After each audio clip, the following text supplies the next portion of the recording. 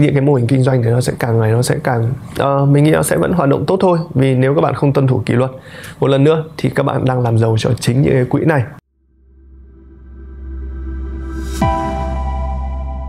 Chào mừng các bạn quay trở lại với Forex, mình là Minh. Và ở trong video ngày hôm nay mình sẽ dành thời gian để chia sẻ với mọi người sự thật về những cái quỹ mà ở thời điểm hiện tại đang gọi là cấp tiền cho trader giao dịch, và chúng ta sẽ chia phần trăm lợi nhuận đối với trader.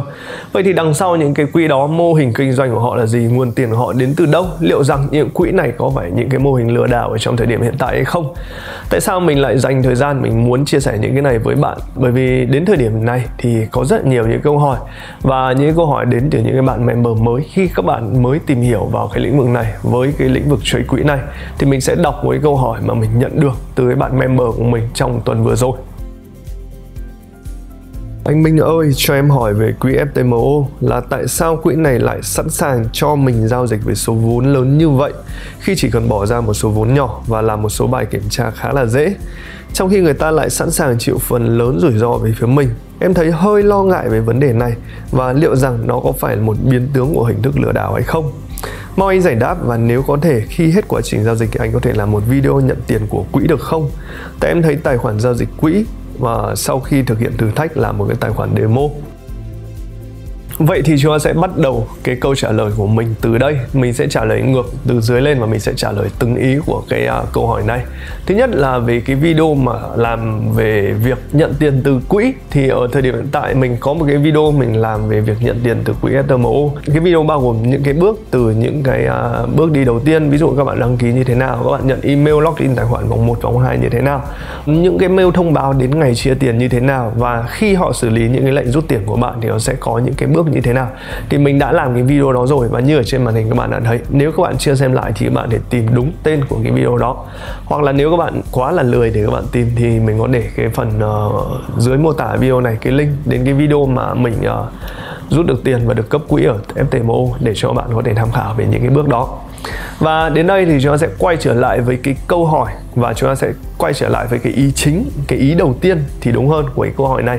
Đấy là liệu rằng những cái mô hình cấp quỹ ở thời điểm hiện tại nó có những cái rủi ro gì hay không, khi mà họ cấp cho các bạn những cái quỹ mà các bạn theo như cái lời của cái bạn đặt ra câu hỏi, đấy là một cái vòng thi nó tương đối là dễ để chúng ta có thể nhận được tiền từ họ. Thì dừng lại ở đây một chút, mình muốn trả lời cho bạn, và mình có những cái con số thống kê cụ thể để cho các bạn thấy thực ra những cái bài thi này nó không phải những bài thi quá là dễ đâu. Các bạn đừng nghĩ là những cái mô hình cấp quỹ họ yêu cầu lợi nhuận của các bạn là 10% đối với những cái vòng thi thứ nhất và 5-8% đối với những vòng thi thứ hai là dễ để các bạn có thể pass qua được. Thực sự là không phải như vậy. Nó rất là khó, và mình đã có những con số để mình chứng minh cho cái điều đấy. Và trước khi vào cái phần số liệu mà mình muốn cung cấp cho các bạn, thì ở đây chúng ta sẽ có hai cái quỹ ở trong thời điểm hiện tại mình thấy rất là nhiều trader ở Việt Nam đã sử dụng và đã tham gia. Thứ nhất là quỹ FTMO như bạn đặt ở trong câu hỏi, và thứ hai là quỹ MFF. Thì mình có được những cái thông tin do chính MFF công bố về những cái phần trăm, những cái tỷ lệ những cái thí sinh thi đỗ, bao nhiêu tài khoản họ được cấp mới ở trong những khoảng thời gian vừa rồi. Thì mình sẽ vào trang web của MFF để mình sẽ xem cùng với các bạn. Và đây là cái nội dung mà mình nhìn thấy. Thì những cái số liệu ở đây sẽ là số liệu từ tháng 10 và số liệu của tháng 11 của năm 2021. Thì đối với tháng 10 chúng ta có khoảng là 3.544 tài khoản mới, tài khoản live. Số tiền mà họ chi trả cho họ trader là 1 triệu, khoảng 1 triệu, gần 1,5 triệu đô. Cái cặp mà hay được giao dịch nhất là cặp vàng. Nhưng ở đây cái điều mà chúng ta cần quan tâm đấy chính là cái phần trăm mà pass qua được cái vòng 1 ở đây, các bạn sẽ nhìn thấy nó đâu đấy chỉ khoảng có 18% mà thôi.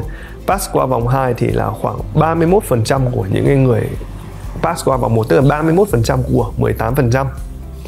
Và để đến đây thì chúng ta sẽ thấy được là những cái người mà đạt được đến cái vòng mà chia lợi nhuận đầu tiên ấy, tức là chỉ được 4% của 31% của 18% thôi, là cái con số nó thực sự nó rất là ít.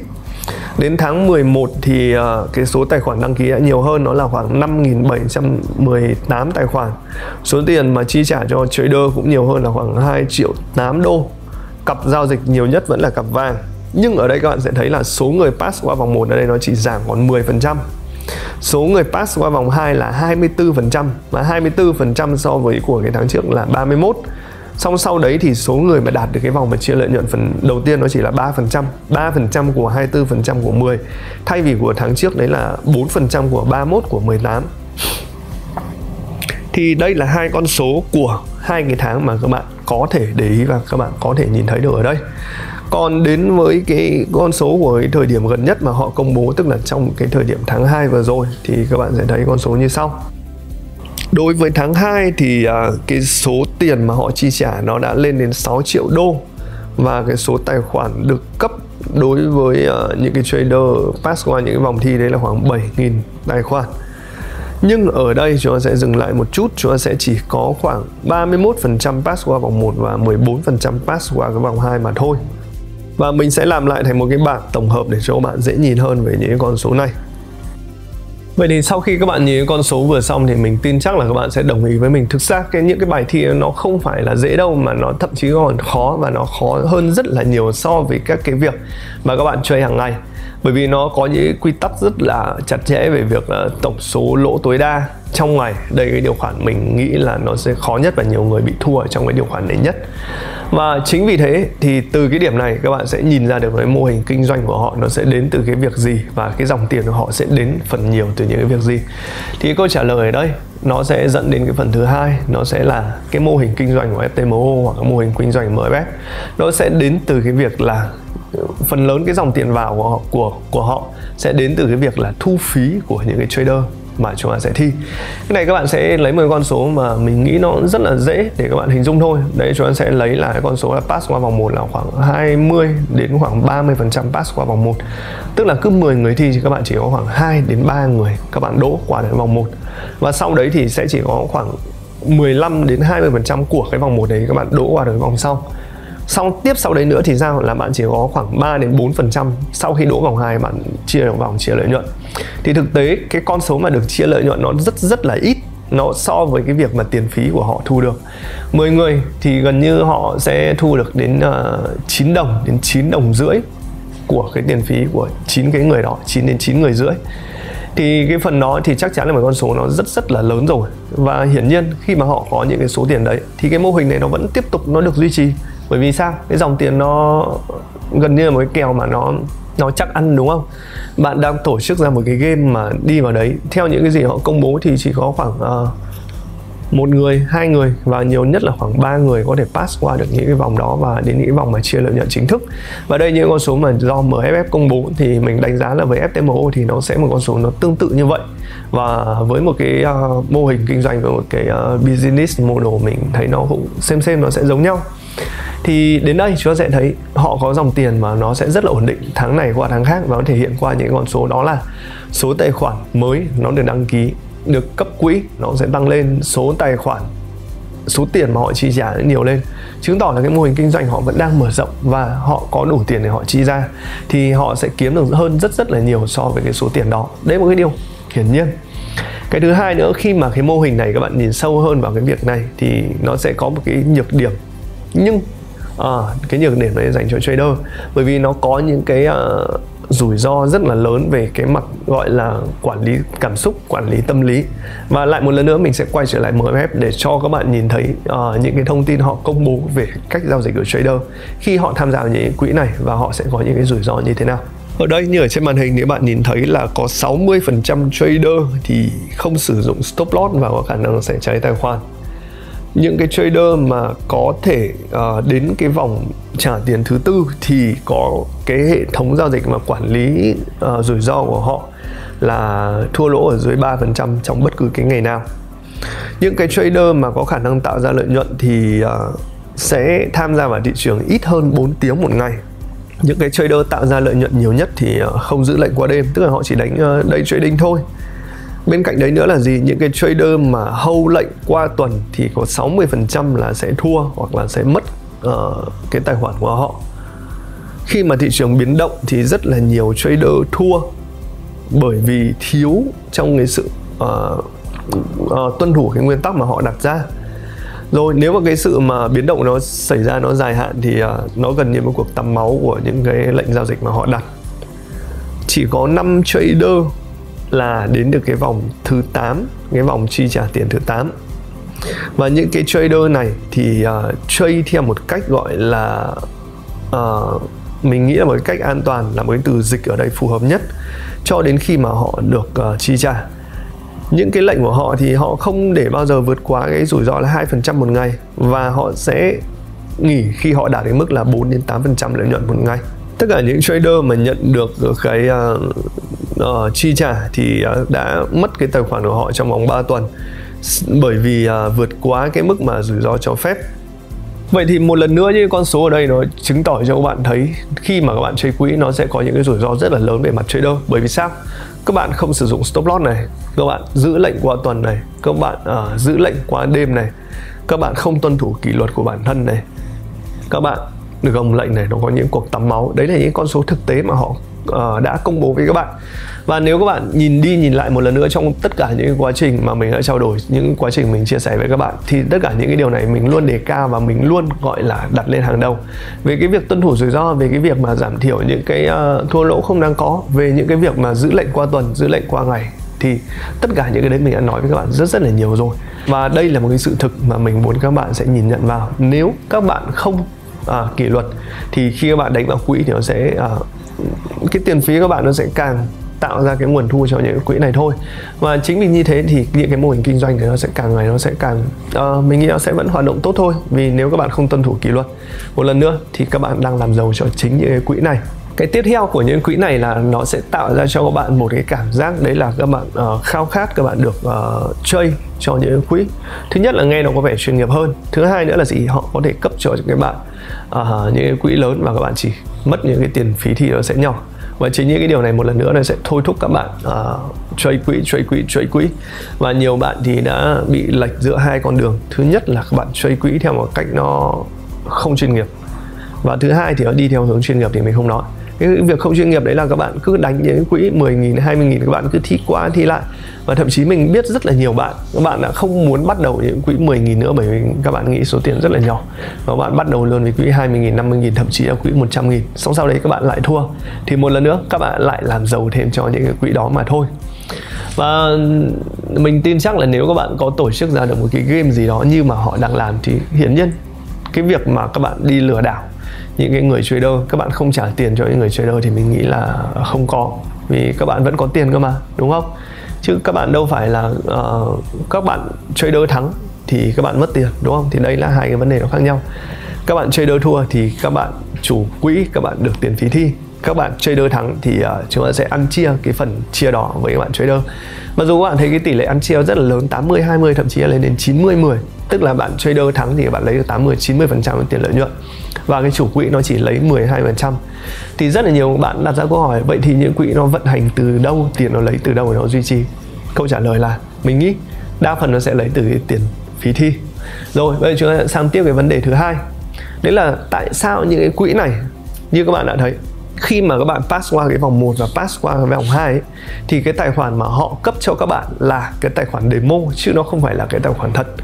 Thì cái câu chuyện ở đây mình nghĩ là nếu xét về mặt logic cũng như là xét về mặt nếu các bạn biết về việc quản trị rủi ro thì cái việc họ cấp tài khoản demo cho bạn là một cái điều hoàn toàn hết sức là bình thường. Cái mô hình nó sẽ là như này, các bạn pass qua cái vòng đó thì họ sẽ cấp cho bạn một cái tài khoản demo, và cái tài khoản demo đấy nó sẽ link vào đến một cái tài khoản real ở trong một cái sàn nào đó của họ, và họ sẽ dùng cái chế độ gì đó giống như các bạn copy từ cái tài khoản demo họ đưa cho bạn copy vào cái tài khoản real kia.